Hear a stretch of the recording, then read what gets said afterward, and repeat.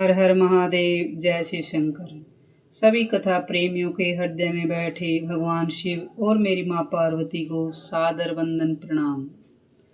आज हम एक ऐसी अद्भुत कथा सुनेंगे जिसमें सत्यव्रत के द्वारा नास्तिकता पूर्ण विचारों का खंडन। नंदभद्र के साथ उनकी वार्ता।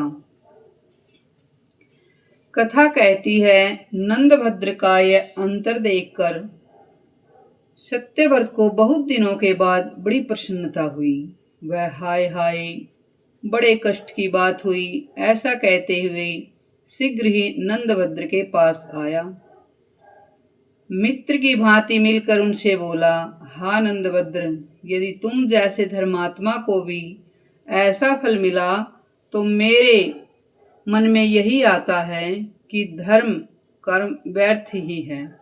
भाई नंदभद्र, मैं सदा तुमसे कुछ कहना चाहता था, किंतु तुम्हारी ओर से कोई प्रस्ताव न होने के कारण मैंने कभी कुछ नहीं कहा, क्योंकि बिना प्रस्ताव के बृहस्पति जी भी अगर कोई बात कहे तो उनकी बुद्धि की अवहेलना यानी अपमान ही होता है और उन्हें नीच पुरुष की भांति अपमान सहना पड़ता है। मैं वाणी के 18 और बुद्धि के 9 दोषों का सर्वथा निर्दोष वाक्य बोलूँगा।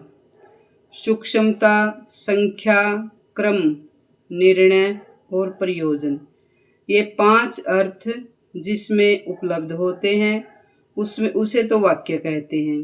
धर्म, अर्थ, काम और मोक्ष, जिसके उद्देश्य से जो कुछ कहा जाता है वह प्रयोजन है। वह प्रयोजन नाम का वाक्य कहा गया है। यह वाक्य का प्रथम लक्षण है। धर्म, अर्थ, काम और मोक्ष के विषय में प्रतिज्ञा करके वाक्य के उपसंहार में यही वह ऐसा कहकर जो विशेष रूप से सिद्धांत बताया जाता है वह निर्णय नामक वाक्य है। यह पहले यह पीछे कहना चाहिए। इस प्रकार कर्म विभाग पूर्वक जो प्रस्तुत विषय का प्रतिपादन किया जाता है उसे वाक्य तत्व के ज्ञाता विद्वान कर्म योग कहते हैं। कथा हमें शिक्षा दे रही कि वाणी को किस प्रकार और किस ढंग से बोलना चाहिए। जहाँ दोषों और गुणों को यथावत विभाग करके दोनों के लिए प्रमाण उपस्थित किया जाए उसे संख्या वाक्य समझना चाहिए। जहाँ वाक्य के विभिन्न अर्थों में अभेद देखा जाता है उस अतिशय अभेद की प्रतीति में जो कुछ हेतु है उसे सूक्ष्मता कहते हैं। यानी जिस कारण का जो हेतु है उसे सूक्ष्मता नाम से जानते हैं।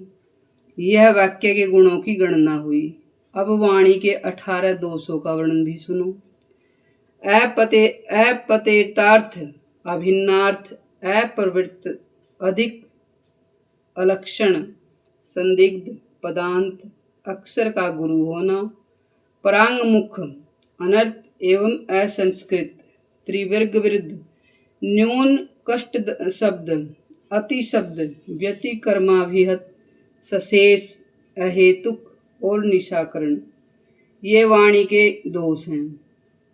कथा में यह शिक्षा दे रही कि वाणी भी कितने प्रकार की होती है। अब बुद्धि के दोषों का भी सुनो।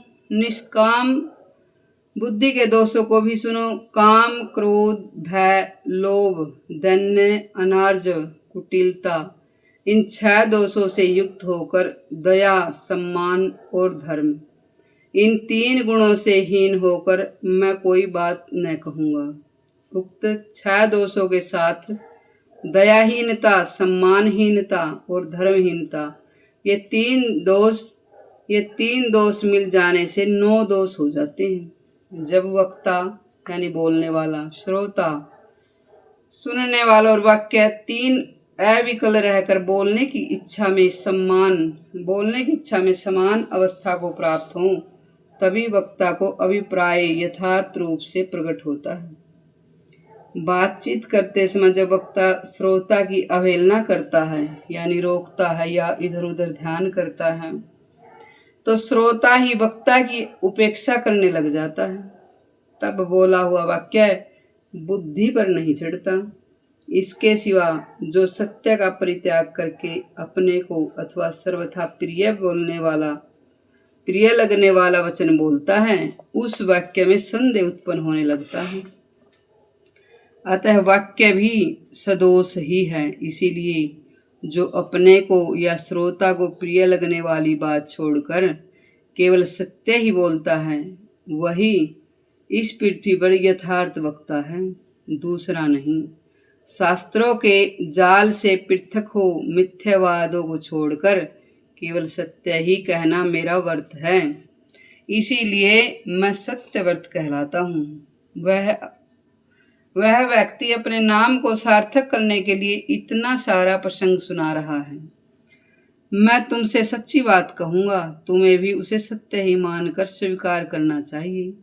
भले मानुष, जब से तुम पत्थर पूजन में लग गए तब से तुम्हें कोई अच्छा फल मिला हो, ऐसा तो मैं नहीं देखता। तुम्हारे एक तो पुत्र था, वह भी नष्ट हो गया। पतिव्रता पत्नी थी, सो वह भी संसार से चल बसी। साधो, झूठे तथा कपटपूर्ण कर्मों का ऐसा ही फल हुआ करता है। भैया, देवता कहाँ दिखाई देते हैं? कहाँ होते हैं देवता? सब मिथ्या है। यदि ऐसे दिखाई न देते, यह सब कुछ कपटी ब्राह्मणों की झूठी कल्पना है। लोग पितरों के उद्देश्य से दान देते हैं, यह देखकर मुझे बड़ी हंसी आती है। मेरी दृष्टि में यह अन्न की बर्बादी है। भला मरा हुआ मनुष्य क्या खाएगा?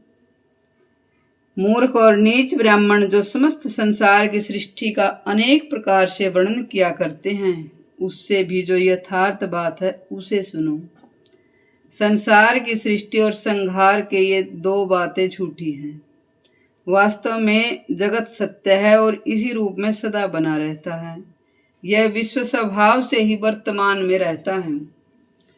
बोल शंकर भगवान की जय। कथा कहती है, ये 9 सूर्य आदि जो ग्रह हैं वह स्वभाव से आकाश में विचरण करते हैं। स्वभाव से ही निरंतर वायु चलती है और स्वभाव से ही मेघ पानी बरसाता है, बादल बरसते हैं।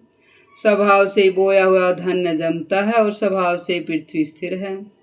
स्वभाव से ही नदियां बहती हैं और स्वभाव से ही पर्वत अविचल भाव से शोभित हैं और स्वभाव से ही समुद्र अपनी मर्यादा में स्थित है।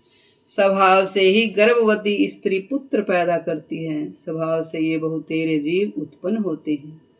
जैसे स्वभाव से ही लोग टेढ़े होते हैं, ऋतु के स्वभाव से ही बेरों में कांटे पैदा होते हैं, उसी प्रकार स्वभाव से ये संपूर्ण जगत प्रकाशित होता है। इसका कोई प्रत्यक्ष दिखाई देने वाला कर्ता तो नहीं है। इस प्रकार स्वभाव से ही संपूर्ण लोक स्थित हैं। ऐसी अवस्था में भी मूर्ख मनुष्य इस विषय को लेकर मतवाले की भांति व्यर्थ में मोह में पड़े रहते हैं। धूर्त लोग इस मनुष्य योनि को भी जो सबसे श्रेष्ठ बतलाते हैं, इसकी भी पोल खोलता हूँ, सुनो। मनुष्य योनि से बढ़कर दूसरी किसी योनि में कष्ट नहीं है। मनुष्यों को जो कष्ट वह हमारे शत्रुओं को भी न हो, जो मनुष्यों को कष्ट होता है। मनुष्यों के समक्ष क्षण क्षण में शोक शास्त्रों स्थान पर आते हैं। यह मानव योनि क्या है? वह एक बंदी ग्रह है, क्योंकि बड़भागी पुरुष ही से छुटकारा पाता है। ये पशु पक्षी कीड़े मकोड़े किसी भी बंधन के सुखपूर्वक विहार करते हैं। इनकी योनि अत्यंत दुर्लभ है। ये स्थावर वृक्ष पर्वत आदि कितने निश्चिंत हैं। पृथ्वी पर इन्हीं के समान सुख है, इन्हीं का महान सुख है। अधिक क्या कहूँ, मनुष्यों की अपेक्षा अन्य योनियों में उत्पन्न होने वाले सभी जीव धन्य हैं। कोई स्थावर है, कोई कीड़े हैं, कोई पतंग, कोई मनुष्य आदि जीवों में उत्पन्न हुए हैं। इसमें स्वभाव को ही प्रधान कारण समझो। कथा कहती है, पुण्य और पाप आदि तो कल्पना मात्र हैं। इसीलिए नंदभद्र, तुम मिथ्या धर्म का परित्याग करके मौज से खाओ पियो और खेलो, भोगो पृथ्वी पर, बस यही एक सत्य है।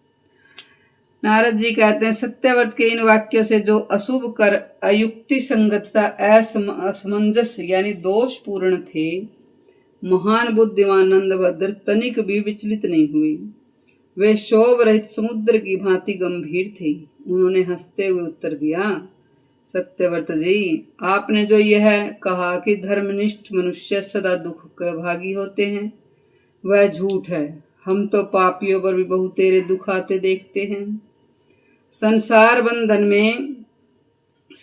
बंधन जनित कलेश तथा पुत्र और स्त्री आदि के मृत्यु के दुख पापी मनुष्यों के यहाँ भी देखे जाते हैं। इसीलिए मेरे मत में धर्म ही सबसे श्रेष्ठ है। किसी पुण्यात्मा साधु पुरुष पर संकट आया देखकर बड़े बड़े लोग सहानुभूति प्रदर्शित करते हुए यह कहते हैं कि ये तो साधु पुरुष हैं, इन पर भी कष्ट आया, यह तो हमारे लिए बड़े दुख की बात है, इत्यादि बातों को से कहकर अपने आप को संतुष्टि करते हैं। पापियों को तो यह सहानुभूति भी दुर्लभ है। स्त्री तथा धन आदि के लोभ से जब कोई पापी लुटेरा घर में घुसता है तो आप भी उससे डर जाते हैं, उसके प्रति द्वेष का परिचय देते हैं और उसके ऊपर क्रोध भी करते हैं। यह सब व्यर्थ ही तो है। दूसरी बात जो आप यह कहते हैं कि इस संसार का कारण कोई महान ईश्वर नहीं है, यह भी बच्चों की सी बात है। क्या प्रजा बिना राजा